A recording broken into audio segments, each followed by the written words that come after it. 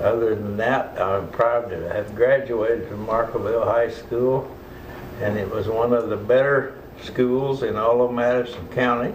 I don't care what anybody else says.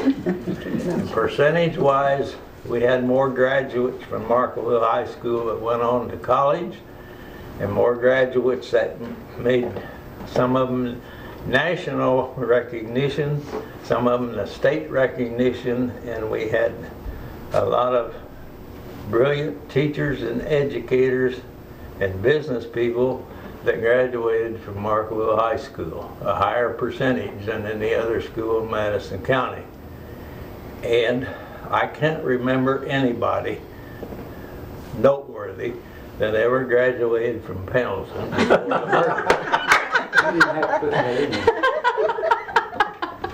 I've been a little brother, and Horace reminded me of this. I was hired in 1980 to be principal at Shenandoah High School, and unbeknownst that they still had grudges from Sulphur Springs and Caddis and Markleville Middletown basketball games. Anyhow, a couple of these board members would stand up and say, "I can't believe this school corporation had to hire a graduate of Markville High School."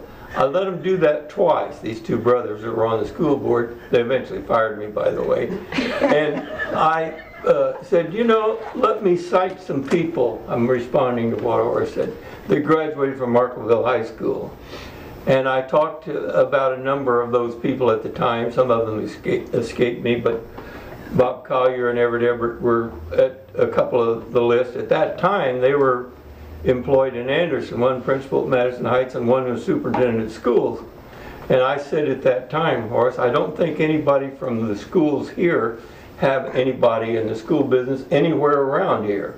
So I said, put me in there with those guys, and I cited the Biddles and a couple of other people that had worked at IU for years and years. But I think that anyone who had the opportunity that all of us did to grow up in a small town and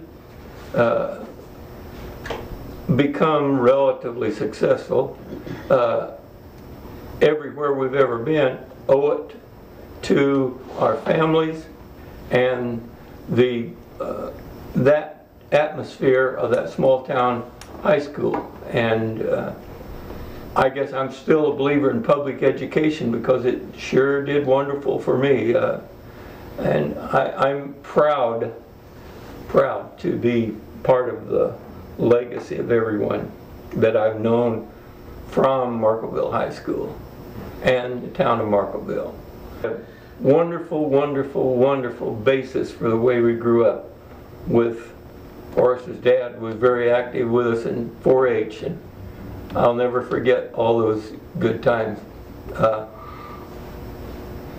It's a good place to be from. Your brother picked on you continually. They did. He had it coming. In today's system, they would be charged with misdemeanor assault, and they'd get to go up to the county jail. It was Horace and Gene and Joe Kiesling. They're all three classes. They talk about how mean I was. Boy, they broke me in properly every time they saw me. Well, the funny thing, though, Don, when we were beating up on you, they didn't bother. But if you attacked another Markle or a Stoller, you were in trouble. I mean, I don't understand My that. name was Walker, but I got it too. Well, you deserve it. What? I don't think if it hadn't been for basketball, I probably would not have gone to college. And when you think of that, how can you get that out of a small town? Well, that's all we did, you know. It's like our life was that. Back to the basketball days, Dad, would you share the story? I believe it was 1931. You know, you were all younger then when Markleville won the sectional, because Anderson 33. was 33? 33. Anderson was disqualified, I believe. I don't know what they've done, but they They recruited. They recruited? They were recruiting, yes. They got some people to move in from other areas and moved them in with a relative or whatever and called them a resident of Anderson so they could play basketball. And I so, wanted to say one thing about my first experience and Horace's first experience with basketball. We were along about, I suppose, the ripe old age of 8 or something like that when they first started us in basketball. We learned basic plays to use off of that center jump. That was, always remember that. We had to learn those plays. So when the center jump happened, we had it planned out to get to the basket. That was One of the things that I think we probably leave out historically was the building of that gymnasium in high school, which was a result of the Depression, which was a result of the WPA and all the federal projects. But that was quite a change in that community when we got the new gymnasium and lots of other buildings, the band room and the stage and lots of those projects of the new high school. It really changed. dedicated in 1940. Yeah. 1940. Yeah. Going back to the question in 1933 when Anderson was suspended, and the fans in Anderson were so disappointed that they went in there and chopped up the floor on the wigwam so that nobody would be able to use it. As a result, the sectionals had to be played in Muncie. And I remember Markleville did win the sectionals there, beat the rest of the teams in Madison County. Yeah, and I remember my dad happened to be trustee at that time, and at that time the trustees, well, up until 1970, if you had a high school within your township and there was not a town or a city there, then the trustee acted as a superintendent of that high school. And in this case, in Adams Township, we had the high school and 2 grade schools. But anyway, the coach at that time for that final game at Muncie was sick. And so my dad substituted as the coach. And I was at my grandparents' home listening on the radio when that game ended. And I remember my mother talking about my dad got so excited, and he had always had false teeth. He got so excited that he lost his teeth on the floor in front of the players' bench in that year. And that was the year that the guy's last name was Marsh. Was it Bill? Dick Marsh. Dick Marsh made the final shot that won the game. And he was good. He could hit that long shot from the center, and which he did. Anyway, that's the year Markville won the sectional. Now that's not the last year that Markville took care of Anderson, because we did a few years later.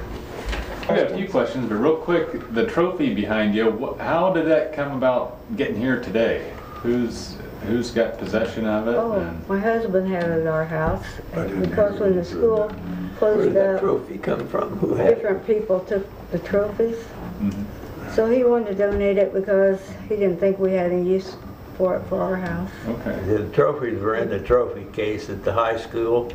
When they merged, then the trophies had to be done away with, and some of the people took them. There's one in there with my name on it that Rex Collins has got, and I think he lives in Arizona or something like that. He's back, but your name's on that one.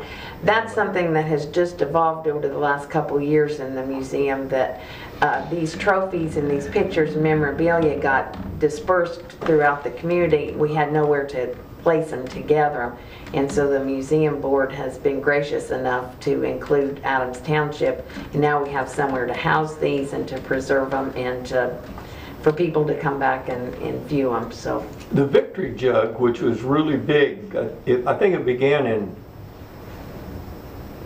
maybe 1941, rotated around the schools that won that Pendleton tournament. Of course, that was the big tournament for us because we had no chance to do well in the sectional. But I know where it is, Oh, okay. It's in the trophy case up at the old Middletown High School gymnasium. I tried to get it when I was principal up there. I wasn't gonna steal it, I was gonna get permission, and I would love to see that here.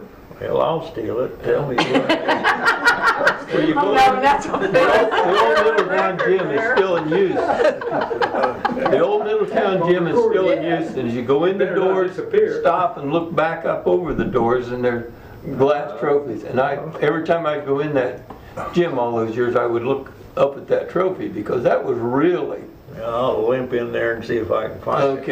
okay.